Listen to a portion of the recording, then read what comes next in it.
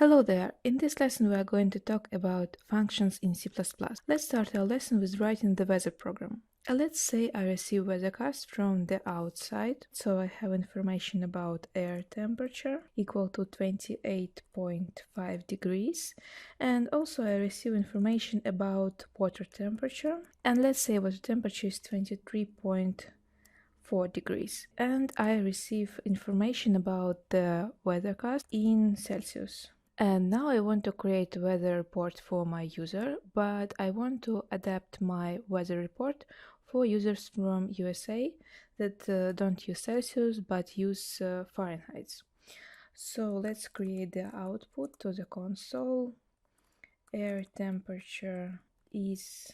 And now if I want to convert Celsius to Fahrenheit, I need to multiply air temperature by 9 and divide by 5 and add 32 Fahrenheit. And let's also report water temperature. And once again, we need to perform same conversion, but already with water temperature variable. Multiplied by 9, divide by 5, and plus 32. Okay, this string is too long, so let's wrap it to make our code more accurate. And now let's try to build and run our program to check that everything is okay. And you can see our report. Air temperature is 83 Fahrenheit and water temperature is 74. Okay, but here we had to do same conversion, same operation twice. And of course, if I'm not very accurate, I can do some typo and do some mistake in my second conversion. Also, my program can grow in the future as the code can migrate, and for other developers, as well for me, it will be not clear why exactly I do this manipulation, why I multiply my temperature on 9 and why it's plus 32, not 33, and so on. So in cases like this, it's perfect to use functions. Functions are self-contained modules of code that accomplish specific task. So here we have specific task. We need to convert Celsius to Fahrenheit. Function consists of 4 parts. First part is return type.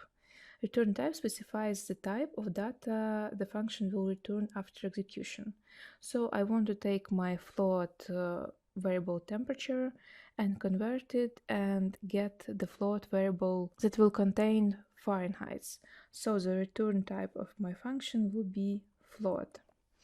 Then I need to give my function a name. Function name is its identifier that is used to call the function. This name should be unique in our scope and it should be understandable. So if I see the name of my function, I understand what this function does. So let's name our functions Celsius to Fahrenheit. Then we should open round brackets. And in round brackets, we define the parameters of our functions. Parameters are optional, and you need to define these parameters if your function has to have some input. So in my case, the input for my function will be the temperature in Celsius.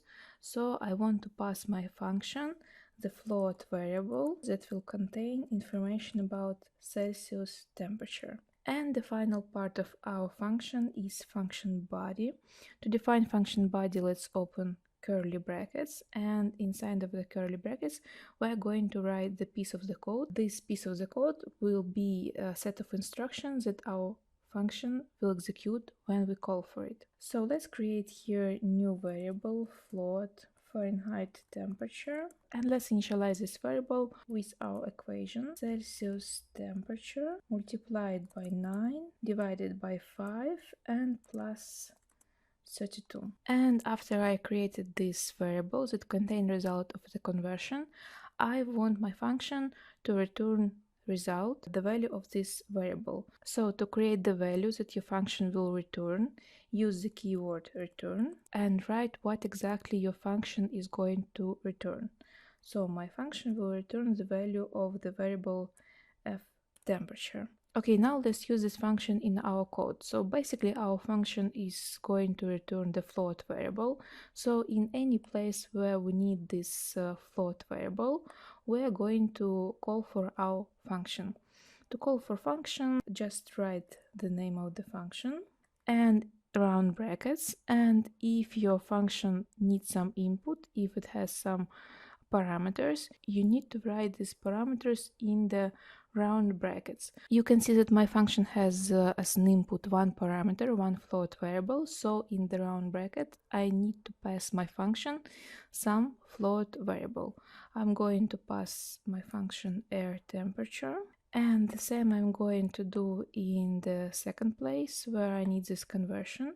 Once again, I'm going to call for our function Celsius to Fahrenheit, and in round brackets I'm going to pass the variable I need to convert, water temperature. Okay, so what's going on here?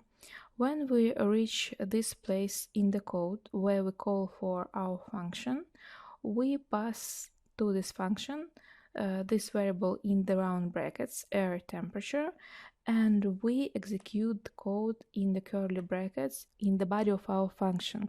So we create new float variable that contain result of our conversion, Celsius to Fahrenheit, and as a result, this function return this float variable, temperature in Fahrenheit.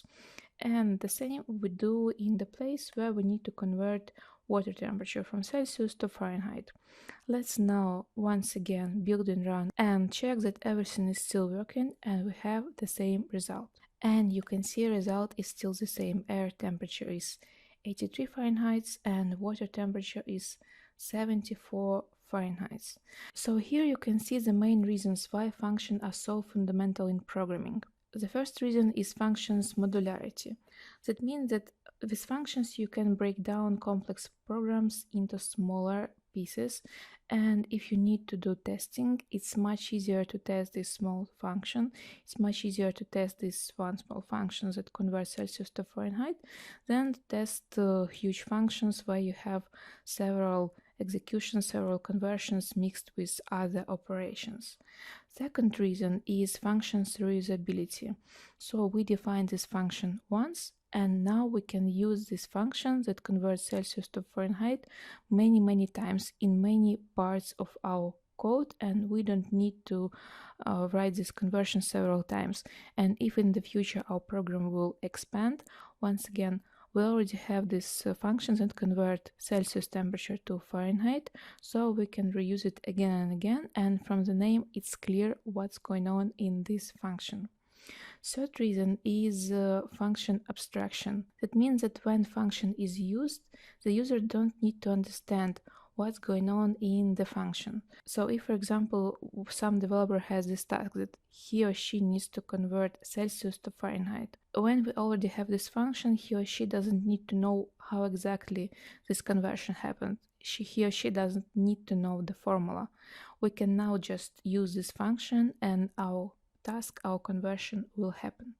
And final, very important reason why functions are so important is encapsulation. Function encapsulate some particular operation and ensure that it works independently from the rest of the program. So if we made some errors and broke our main program, we still can be sure that our function is working and that we still can reuse it in the future. Okay, now let's create some different example. Let's say I have two sides of the right triangle and I want to calculate the hypotenuse of this right triangle using Pythagoras theorem. So I'm going to ask my user, give me two sides of right triangle, and I'm going to create two double variables to store our sides A and B, and I'm going to read A and B from the console. And now I want to create some double variable hypotenuse, and I want to calculate it using Pythagoras theorem. And now let's create functions that calculate hypotenuse. I will remind you the Pythagoras theorem that sum of squares of right triangle is equal to the square of hypotenuse. So the return type of my function will be double, and I'm going to name my function hypotenuse of right triangle. And this function will have two parameters, two sides of the right triangle, double A and double B. And in the body of my function I need to calculate hypotenuse, so I need to add square of A plus square of B, and also I need to use a square root to calculate the c. So since I need to use square root, I'm going to add new library to our program. The name of this library is CMAS, and CMAS provides us with various mathematical functions. So my hypotenuse c will be equal to, and square is a function that calculates square root from the number. It's a function from the CMAS library. And in the square, I'm going to add square of 2 plus square of b, and I'm going to return the result of our calculation.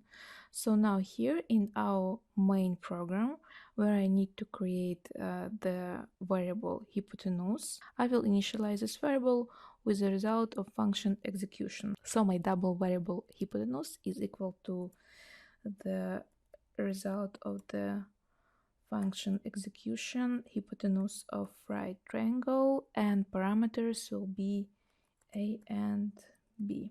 And to check that everything is okay, let's create the output to our console with the result of our calculation. Result hypotenuse is hypotenuse and line. Okay, now let's build and run our program and check that everything is okay. And you can see here I messed up with these arrows. So once again, how to remember the direction of these arrows for cout and scene. These arrows, they usually show you the direction of the stream. So when we create output, the stream is going from the variable, from our string to the console. And here it's vice versa. The stream is moving from the console to our variable. That's why these arrows are pointing from scene to our variable. Let's build and run our program again. Give me two sides of right triangle. So let's test it with triangles that have sides 3 and 4, because maybe you remember from the school math that if right triangle has sides 3 and 4, the hypotenuse will be 5. So let's type 3 and 4, and result is 5. Let's test some different numbers, maybe 6 and 8, and result is 10. Okay, let's maybe test something random, 3 and 9, and you can see the result is this float number. Okay, so we created several examples of function that has some return type. But actually in C++ function doesn't have to return some value. If you want to create functions that doesn't return anything, you should use data type void.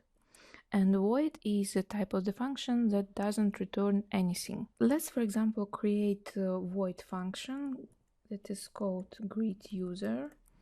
And I'm not going to pass any parameters to my function. And what this function will do, it will just greet our user. It's going to write to the console, hello user, end line. Okay, and now if you want to call for this function in the code, you just need to create new line of the code and write the name of this void function, pass parameters if you need, and semicolon. And what's going to happen here? In this place where we called for our void function greetUser, we just going to replace the function call with the code in the body of our function. So here, instead of greetUser, we are going just to type the code in the body of the function. Let's check if it's working. Let's build and run our program. And you can see indeed now we have our greetings, hello user, and then our program asks us to give two sides of right triangle. You may notice that void function, unlike different function we created, doesn't have this keyword return that symbolize the exit point of our function. But actually you can add a return word to the void function as well. Just type return and semicolon, and once your void function will reach this keyword for exit return, we are not going to execute any code after this keyword for function edit. So for example, if I write this keyword for function exit return, and if I try to write any other code after return, let's try to build and run our program and check that this line after the word return is not going to be executed. And you can see that it's not executed, we just have hello user and nothing happened in our function after the word return. So why you might use this return word for the void function? You may use it if, for example, you need to create a function that execute different code in different cases that has several exit points. Let's create these functions that have several exit points on the example of our hypotenuse of right triangle function. Let's say I want to check first if my parameters a and b are positive, and in case if some of the parameter is negative or 0, I'm going to return hypotenuse 0. So let's write this check. If a is less or equal than 0, or b is less than equal than 0, we're going to return 0. So now we created function that has two exit points. In case if some of these parameters is not positive, we are going to enter this if statement, return 0, and return is the exit point of our functions. So we are going to finish our function execution here. But if we don't enter if statement, if a and b are positive, we are going to execute all other lines of the code. We are going to calculate hypotenuse and we are going to return the value of this hypotenuse. Let's now build and run this program, check that it's working, and let's try to enter some negative number, -3. And you can see that result is the result of our if statement. We return 0, hypotenuse is 0. Okay, now let's talk about another very important thing, is the functions order. So you can see here our main function is calling for two functions that are placed above our main function, greet user and hypotenuse of right triangle. And let's say for me this code doesn't look very accurate because I see main function somewhere really below, and if I have too many functions I can lose my main function in this mess of the code. So let's say I want to place my functions below main function.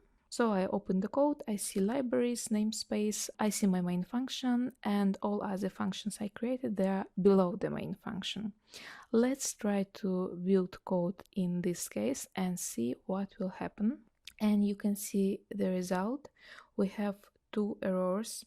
Greet users wasn't declared in this scope, and function hypotenuse of right triangle also wasn't declared in this scope. So now when we placed our functions below main function doesn't know what is this greet user function and what is this hypotenuse of right triangle function. So this is something very important you should remember about functions. If you have a function using different functions, function usually look for these functions above itself, and same rule is true for the libraries. If, for example, I move this libraries inclusion below main function will say, I don't know what is this libraries, I don't know how to do cout, scene, I don't know what is sqrt function, and so on. So order of the code is very important. But what can I do in this situation? Instead of placing all functions above my main function, I can create function prototypes. To create functions prototype, you need just to declare the return type, the name of the functions and parameters of the functions, and put semicolon after prototype. And let's do the same for the greet user function. And now we also created the function prototype for the greet user.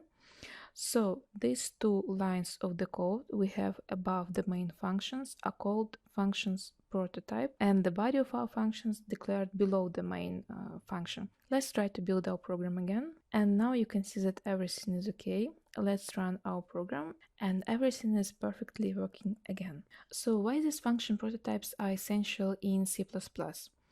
The main reason is the order of the code. So you can see that when I placed a lot of functions above the main function, our code looks a little bit messy and it's hard to understand where exactly the main function is.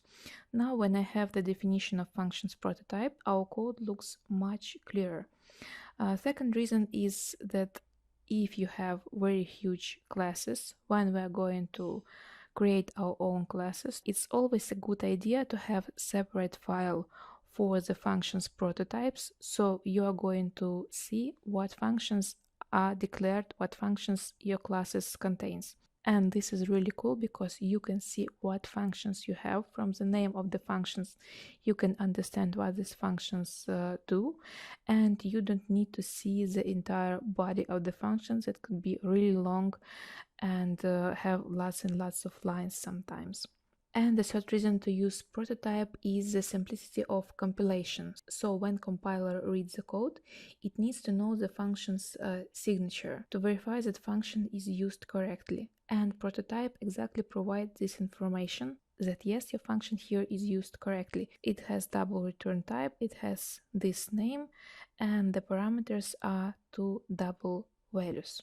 Okay guys, so this is last important piece of the information I want to give you about the functions in this lesson. So remember that order of your functions is really important, the order of your code is really important, and if you have a lot of functions that use each other, to avoid this situation when the function uses another function that is declared below its function, you can use these functions prototype to make your code clearer, more understandable, and more readable. We still have much more information to cover about C++ functions, and we are going to discuss it in the next lessons. If you have any questions about this particular lesson, I'm going to wait for your questions in the comments, and I'm going to see you in the next lesson.